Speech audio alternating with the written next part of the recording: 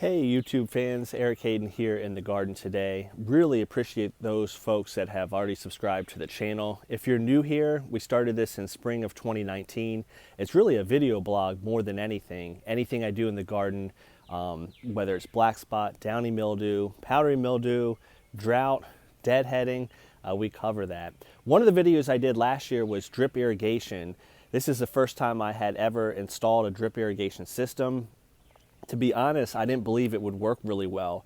The companies say that they put out 6, 8, 10 gallons of water per hour in a nozzle, and I just didn't, it just didn't seem like it would work out. In terms of, I have a lot of roses, and I thought by the end of the line, the pressure wouldn't be strong enough to actually output that amount of water.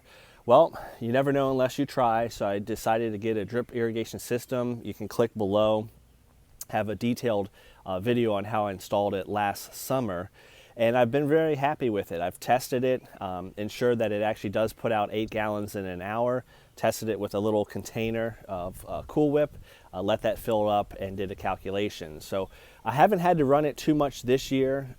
We've had a tremendous amount of rain, but now it's been 5 or 6 days since it's been dry, so I'm going to go ahead and run that and show you some maintenance you should be doing on your drip irrigation. Before we get started, I'm real lucky. I have a shallow well pump for this irrigation system. It is 12 zones, and they're all for the lawn primarily. I'll explain that in a second. I also have it siphoned off so I can do other watering, hand watering as necessary. So zone 1 was roughly where the roses were.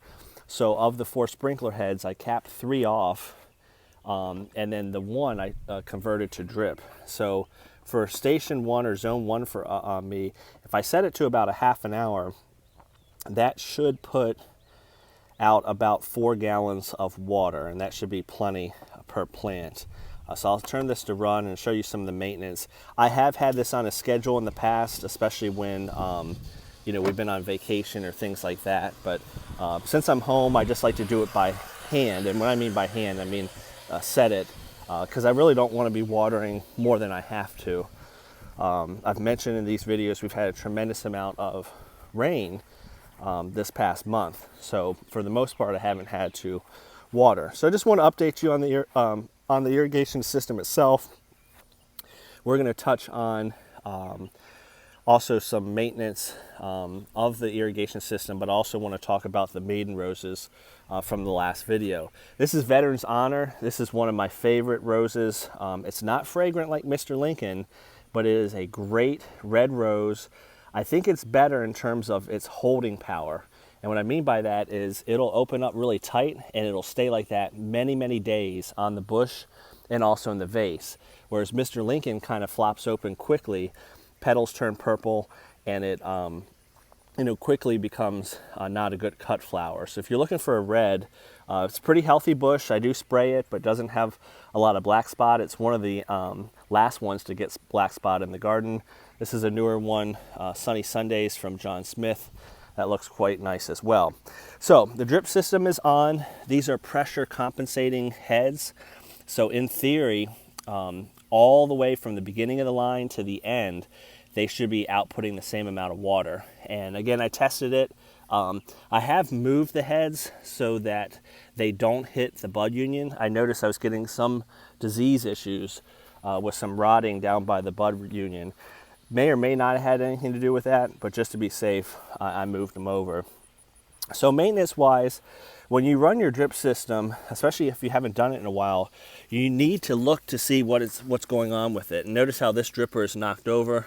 I do a lot of walking in the garden when I'm deadheading or fertilizing. So you need to walk around and just kind of reorient them sometimes. See if any of them are clogged.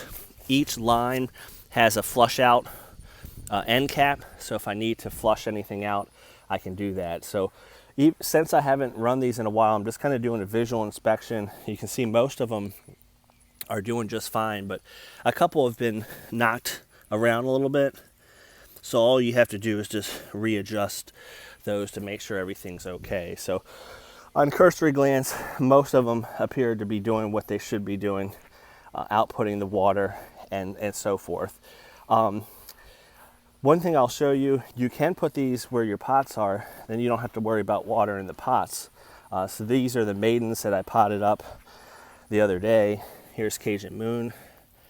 Again, I've got a dripper in there, so that's going to be plenty of water for that pot. The reason why I ran drippers to the pots, this is where the roses are going in anyway, so once they get in the ground, I don't even need to put in new drippers. If you saw our last video, Maverick has been potted up as a maiden. Again, this came in late March, and you can see lots of growth on it. I have been pinching the buds when I have time.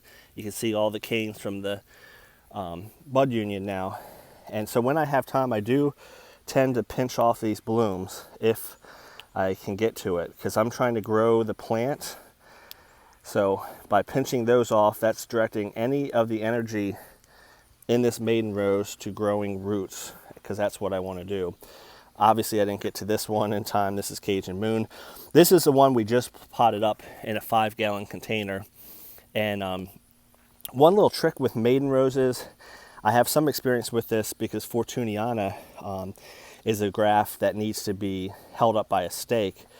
You can put these stakes in the pot and it doesn't do really well. They kind of flop over because that's not a lot of soil. So I've had more luck staking the rose, so you can see my green tape there that's flexible to the stake, but instead of putting the stake in the pot, I just put it in the ground next to it. And I also have had a lot of luck piling up some mulch around the pots. It kind of keeps the bottom part of the pot a little cooler, just like your mulch does in your flower bed, and also helps to retain moisture. So those, I kind of mismeasured. I might have to extend this bed a little bit. You can see it's a little tight, but Maverick, or that's Cajun Moon and Maverick, that's where they're going to go here, probably in late July. So that's an update on our garden. Again, just kind of taking a cursory glance, walking around, making sure all the drippers are working, and I don't have any that have fallen over. This is Mr. Lincoln, again, really nice rose. Not saying it's not, but you grow that more for fragrance than anything. Doesn't have quite the holding power of Veteran's Honor. You can see the petals on Mr. Lincoln coming off already. If you're in the fragrance department, Dolly Parton is a great one. Very, very fragrant. This is our fragrant garden. That's why we got Mr. Lincoln and Dolly Parton there. And for a good growing rose, it's not as tall as Mr. Lincoln, but multicolored roses and more of a squatty, wide bush than it is tall. You cannot beat Double Delight. I mean, look at that right there. Can you beat that color? And I wish you could smell the fragrance on this. So if you are a fan of roses and you like fragrance, Mr. Lincoln obviously should be on your list, but also Double Delight. And look at that. That bloom right there is looking quite nice. I'm going to try to get a picture of that here later today. Double Delight should be on your list as well. Really, Mr. Lincoln and Double Delight, probably two of the best fragrant roses. Mr. Lincoln grows tall, Double Delight a little bit shorter. So I'm going to round things up. Looks like I need to do some deadheading out here. This is Marilyn Monroe. Over here is Mr. Caleb. It's a nice red, really, really nice red. Not a lot or if any fragrance, but still a nice red rose in the garden. And since we're talking about red roses, my favorite is Mr. Lincoln / Veteran's Honor. It's hard to compare the two. Veteran's Honor has the holding power. Mr. Lincoln has the fragrance. But one that's just behind them is Let Freedom Ring. This grows really well. It's probably closer to Veteran's Honor in terms of growth. Maybe just a little shorter and maybe just a little less vigorous, but still right up there. Doesn't have fragrance, but very similar to Veteran's Honor. It has a lot of holding power. And you want that from a cut flower. You don't want to cut something and then it just flops in a vase really quickly. Here's Dublin, looking good in the garden today. Again, we've had a lot of rain, so you can see the residue from the spraying I've done on the leaves to try to keep any black spot at bay. And here's a newer one, not as powerful in terms of fragrance, but it does have some. This is Crescendo, hybrid tea, a really nice bloom. One of the parents is Gemini. So if you notice the coloring, it's very similar to that.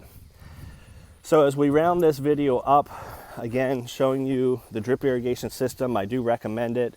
If you have any questions, just let me know. I can tell you the brand I used. And what's interesting is back toward the fence, right about there, is the head I converted. So I've got drip lines running through these gardens, the back gardens, all the way over to the climbers, and it outputs a lot of water. Future plans are going to include extending the drip lines to at least the blueberry bushes, maybe the azaleas, definitely the blueberry bushes. They need watering. It's a shallow root system similar to my Fortuniana. So that's it today in the garden. I appreciate the new subscribers. As always, comment below. Do you use a drip system? If you do, have you had luck with it? Do you use the pressure emitting kind? I know there's different versions out there, but I've been really happy. You know, we're talking, the line starts there all the way through the gardens, and this is near the end of the line. And back to the beginning of the video, you know, just about the same amount of water because it's pressure compensating as the other ones. I'll last leave you with this stunning picture of Let Freedom Ring. I hope all is well, everybody's staying healthy. Again, gardening is one thing we can certainly do during these challenging times, so I hope you're getting out there and enjoying the fruits of your labor. Have a great day, everybody.